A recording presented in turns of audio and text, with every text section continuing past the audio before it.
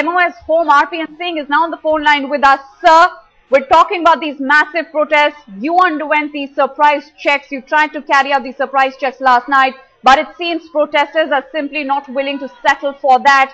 The protests just seem to be gathering momentum. What exactly and how exactly are you planning to deal with the situation at hand, sir? Well, we would first of all like the protesters to behave in a ruly fashion, not try to break barricades down. The government has acted on the events that have unfolded. We have taken strong measures, and we can assure the youth of this country that we will do the utmost that needs to be done for the safety of women in Delhi and the country.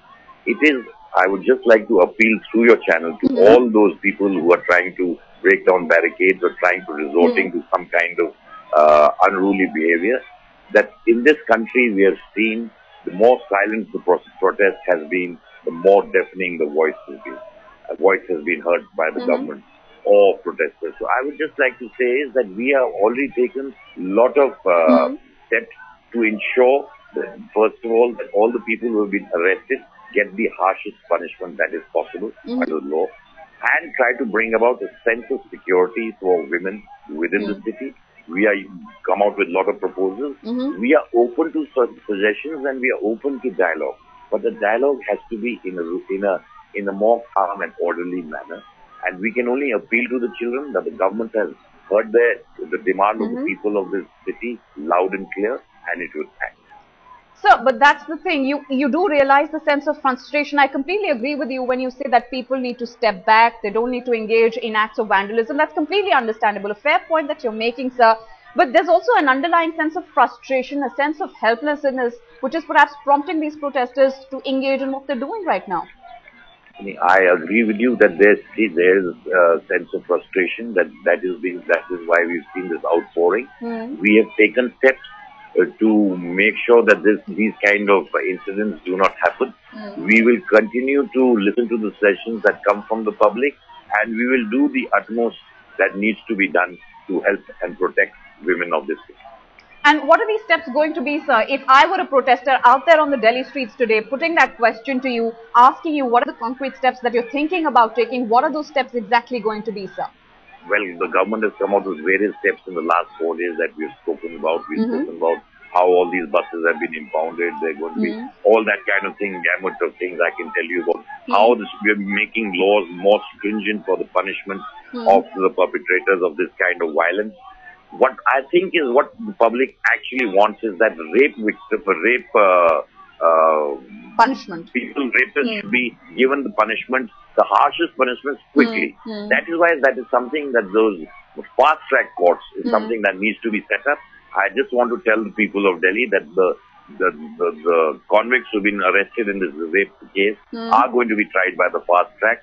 We are going to ask for the harshest punishment that is under law for these people and make sure that they suffer more than what happened to that brother. All right, we look forward to that, sir, as do perhaps the protesters who are out there at India Gate today, at Raisina Hill, in many other parts of the country, sir. But there's also a sense that, after these protests die down, perhaps, nothing concrete is actually going to come out of it. Are you making a promise here on Headlines today, sir, that in this case, this is going to be a watershed and we are going to see a deterrent of sort being put into place? We are going to try to put those deterrents. I have already assured the people. Last night I went on a bus incognito. I'm going to continue that process of talking to the people on the buses traveling incognito and seeing for myself what are the shortcomings of the police that do not make women in Delhi feel safe. So just days after this rape, when you chose to travel incognito just to be able to get a sense yourself of what the common man goes through on a daily basis, what were the shortcomings that immediately sprung in front of you, sir? Well, I think police at night people want more police to be seen at night, beat constables and stuff like that. That they are more visible. So obviously, if they feel they're being harassed or they're being teased something, at least they can reach out to the policeman and that he's available around the corner. So at least they can reach out to somebody. That is something I think that is what people want to see late at night and want to sensitize the police force. These are things, and I think we need to have more police force. Women police, where women can actually go up and file their complaint. So just before I let go of you, just as a last question, the action we've seen the Delhi police engaging in today, lobbing tear gas shells, resorting to the use of water cannons, lathi charging the crowds. Do you think that was called for? Do you think this was not something that could have been handled perhaps in a better fashion?